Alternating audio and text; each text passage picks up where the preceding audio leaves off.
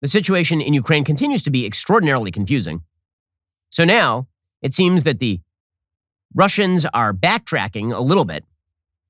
According to the New York Times, the tone of the crisis over Ukraine shifted on Monday as Russia's top diplomat endorsed more talks to resolve its standoff with the West, and Ukrainian officials hinted at offering concessions to avert war, even as Russian warships massed off Ukraine's Black Sea coast and Russian ground troops appeared poised to strike. In stage-managed televised meetings, the Kremlin sent its strongest signals yet. It would seek further negotiations with the West rather than launch immediate military action. State TV showed Foreign Minister Sergei Lavrov telling Vladimir Putin there was still a diplomatic path ahead. Minutes later, it showed Defense Minister Sergei Shoigu telling Mr. Putin what he characterized as large-scale drills around Ukraine were coming to an end. Lavrov said, "I believe our possibilities are far from exhausted. I would continue proposing and intensifying them," and Putin responded ambiguously, "Good." Now again, this is Kremlin TV, so this is the message that they want to put out there. Now, I've been suggesting for a while that I think the possibility of direct war with Ukraine has been growing a little bit more remote, and that if you're Vladimir Putin, there's actually too much attention on you right now. You're going to wait for a little while, and then 3 months from now, you're going to do something. According to the New York Times, it was a sign that the Kremlin was still holding out the possibility it could use its troop buildup to achieve key objectives without military action. The prospect for that scenario was bolstered in Kiev, where Ukrainian President Vladimir Zelensky left open the possibility of dropping his country's ambition to join NATO, a move that would help fulfill one of Putin's key demands. At a news conference, Zelensky emphasized that NATO membership was, quote, for our security, with the goal of joining the alliance written into the country's constitution, but he acknowledged the difficult place the country found itself in, nearly completely encircled by Russian forces and with partners like the United States insisting they wouldn't help Ukraine if the Russians invaded. How much should Ukraine go on that path, Zelensky said? Who will support us? He said the prospect of joining NATO could be like a dream. Now, what Russia actually wants is for Ukraine to foreclose the possibility of ever joining NATO. Ukraine is not going to join NATO in the near future. There's a possibility back in 2007, 2008 that Ukraine might join NATO, and then that was dropped, and it really hasn't been brought up since. Ukraine has instead taken a position of strategic independence, where they sort of play the West against the Russians. They say to the Russians, listen, anytime we could theoretically attempt to join NATO in order to enshrine our independent status. And then they say to the West, listen, we really don't want the Russians breathing down our necks, so we're really not going to attempt to join NATO. If you say to the Russians that we're not joining NATO, then that's an invitation for Russia to either invade or to try to take over the government from within, obviously. Because then you've foreclosed the possibility of the West ever coming in to intervene on your behalf or even help you out in any serious way. Zelensky spoke alongside Chancellor Olaf Scholz of Germany, the latest Western leader trying to shuttle diplomacy to avert war. The flurry of diplomacy came as fears of war have caused oil prices to spike, pushing well past $90 a barrel. Scholz said, if Russia violates the territorial integrity of Ukraine again, we know what to do. In the event of military escalation, we are ready for the very far-reaching and effective sanctions in coordination with our allies. Now, here's the thing about sanctions. Historically, wildly ineffective. Historically, all that sanctions do is actually make states, in many cases, more territorially aggressive. Because when you undermine their economy with sanctions, they tend to invade surrounding countries in order to demonstrate to the domestic population that they are still very strong. What Russia is attempting to do is gain enormous sway over Ukraine without actually having to fire a shot. And it looks like they may actually be able to do that. Because if Ukraine drops the possibility of ever joining NATO, then they don't have to worry about what the West has to say about any of this. Lavrov said that Russia had prepared a 10-page response, and it's written back and forth with NATO and the United States over the Kremlin's security demands. Ambiguity about what comes next has been central to Putin's strategy in the crisis set off by his troop buildup. Now, there was this weird situation over the last 24 hours in which Zelensky suggested that there would be invasion as of Wednesday. Right? He had suggested that February 16th will be the day of the attack on Ukraine by Russia. But that was walked back yesterday. The presidential advisor, Mikhailo Podolyak, said Zelensky was not being literal when he said the attack would be on Wednesday, but was being ironic. I'm not sure why that's kind of weird. That's an odd thing. Zelensky wrote that the Ukrainian government was told Wednesday would be the day of the attack as he announced a new decree to establish a national day of unity, increase funding of military service personnel, accelerate the development of defenses, and create an information system to apprise citizens of the security situation. Now, Russia has been stopping some of its operations on the borders. They say that they are pulling back some of their troops from around Ukraine, but other large-scale military drills have been continuing, again, in an attempt to get Ukraine to offer them some sort of face-saving concession, or maybe a real concession. Defense Minister Sergei Shoigu on Monday appeared to characterize Russia's enormous troop buildup around Ukraine as part of large-scale drills being carried out by the military. On Tuesday, it was said by the defense ministry spokesperson of Russia, Igor Konashenkov, that some of the troops of the southern and western military districts had completed their tasks and were now heading back to base. Russian state television aired footage of tanks being loaded onto rail cars, describing it as images of troops headed back to their garrisons. Konashenkov said a number of combat training events, including exercises, have been carried out according to plan. As the combat training events are completed, the troops, as always, will march in a combined way to their permanent deployment points. So this means they're still pretty close to the country, even if they're pulled back to base. There's no immediate confirmation from Ukraine or the West that a Russian pullback was in fact occurring. Ukraine's foreign minister, Dmitry Kuleba, said there was reason to be skeptical of Moscow's statements. He says when we see the withdrawal, then we'll start believing in de-escalation. Obviously, a lot of other foreign countries don't believe that the Russians are fully de-escalating because Russian units are apparently moving into attack positions, according to a U.S. official. According to CBS News, some Russian units have left their assembly areas, the bumper-to-bumper formation seen in satellite photos. They're beginning to move into attack formation. That movement marks a change since Sunday, when some of the units had left the assembly areas but had not yet taken what could be viewed as attack positions. If a Russian attack begins, U.S. knowledge of what is happening dramatically will decrease. The U.S. will have no troops on the ground, no reconnaissance planes over the air. Russian cyber attacks and electronic warfare will blot out communications. U.S. officials say that Russia has 80% of the forces it needs to launch a full-scale invasion, and the rest are en route. There's a lot of mixed signals that are being sent by the Russians at this point. It is strategic confusion would be the best way to describe it, probably. John Kirby, the spokesperson for the Pentagon, he says that Putin could strike with little or no warning at this point. We have said for a while now that military action could happen any day.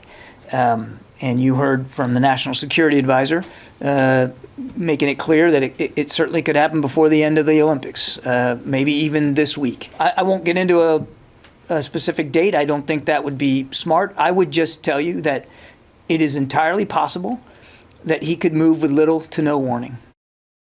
Okay, well, that obviously is alarming. Meanwhile, the State Department announced that they would be moving the embassy in Ukraine away from Kiev and toward Lviv.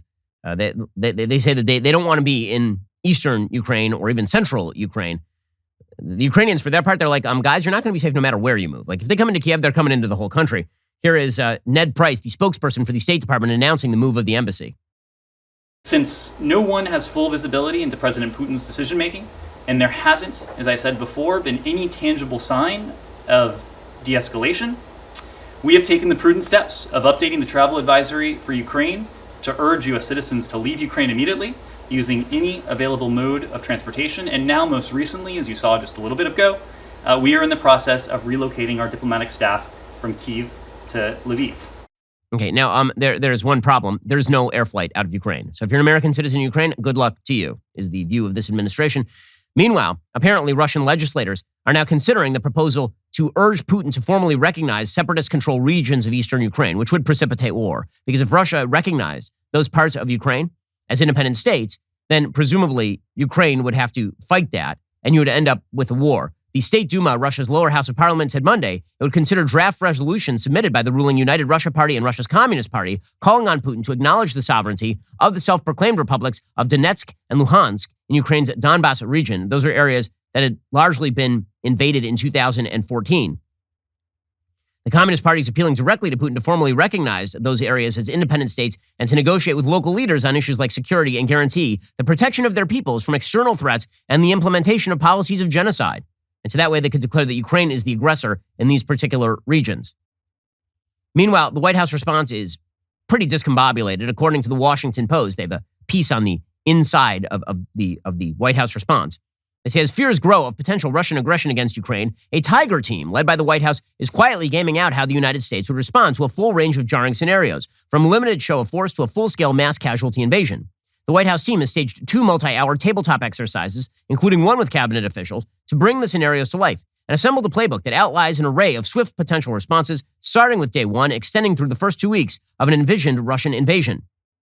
Well, as we all know, if they have a plan, it'll work out great. They had a great plan in Afghanistan, and look how that worked out. It was spectacular. The effort, senior administration officials said, has not only helped them anticipate possible complications, but has also prompted them to take actions ahead of time, such as exposing Russian information warfare before it's carried out to blunt its propaganda power. Jonathan Feiner, Deputy National Security Advisor to Biden, said, our hope is there's still a diplomatic path, but this is about making sure we're ready to go if and when we have to be. The Tiger team, which sounds like a very bad cheerleading squad from Podunk, Texas, was created after National Security Council officials last October detected troubling signs of a massive Russian troop buildup on the Ukrainian border. NSC officials readily admit they may be unable to precisely anticipate the moves of Putin and his military leaders. But they say that, if they have some planning, then maybe the magic will happen. Yeah, we will find out. I have less faith in this administration than they do, because it's filled with incompetence, frankly. By the way, Joe Biden has no response when asked, what is even going on. He was asked about this yesterday, and his response was, Happy Valentine's Day. Mr. President, is the risk of a Russian invasion higher than ever?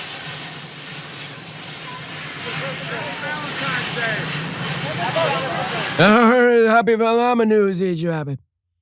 Now, here's the reality. If the Russians didn't view Biden as weak, this wouldn't be happening in the first place. This is all the predictable result of surrender in Afghanistan. You surrendered to a bunch of cavemen from the 8th century in Afghanistan. And the Russians say, hey, look, there's Ukraine. That looks good. And if Russia were to take Ukraine, which would impact oil flow all over Europe, it would impact the future stability of NATO. Because if you're now a bordering country, you do have to worry about the possibility. Well, do you think NATO's going to go to full-scale war over Latvia or Lithuania? And that's a real, Putin is going to be looking down the road at, can I just break NATO outright? Meanwhile, China is looking at what the United States and NATO does here, and they're saying, okay, well, if I just take Taiwan, what you going to do about it? What you going to do? The possibility for real war grows every time the United States looks weak in the eyes of the world. And this is why, there's some people who are sort of isolationist on the right. And what do we care about Ukraine? Focus on Canada. Why not both? What resources are we expending in Ukraine? We have no military troops on the ground, by the way, in Ukraine right now. What resources are we expending in Ukraine that should be expended in Canada? Are we supposed to be sending deadly weaponry across the northern border exactly? What exactly are you talking about here? In fact, it seems to me, not only are these not mutually exclusive, if you wish to fight back against tyranny, fighting back against Russian tyranny and preserving the independence of Ukraine with what resources we can is a good idea. Fighting in favor of Taiwanese independence is a good idea. And fighting against the tyranny that is now being evidenced in Canada, in Australia, and New Zealand, that's a good thing too. None of these things are mutually exclusive. Sort of isolationist attempt to suggest that Ukraine is a distraction. Distraction from what? Distraction from what? I don't understand.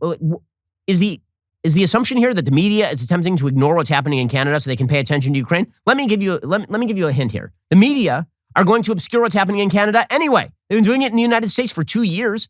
They pretended that Andrew Cuomo was a good governor for a full year while he was grabbing ass and killing old people. So they don't need the excuse of Ukraine.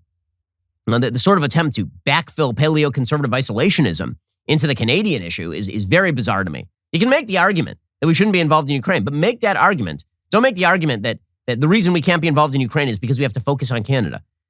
And the entire issue of foreign policy is called, you have to walk and chew gum at the same time.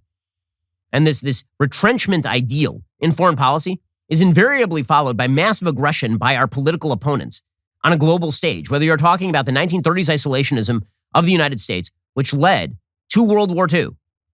As economic blockades of Japan in the absence of serious military buildup by the United States that led to Japanese aggression in the Pacific. It is America slashing its military so that we were the 19th largest military on planet Earth by the beginning of World War II. That led to aggression from Germany and Europe, at least in part. And the fact is, aggressive countries that require territorially exogenous acts, all those countries that require aggressive invasions, they look to hegemonic powers like Britain or the United States, Britain historically, the United States now, and they say, are those people going to defend freedom? And if they're not, that makes the possibility of outright war more likely. No one wants to go to war, but the best way not to go to war is peace through strength, as we have known for literally generations at this point. I know what you're thinking. It's time to binge some more Ben Shapiro videos. Well, you are right. You should. But first, like and subscribe. Perfect. I'll see you in the next video.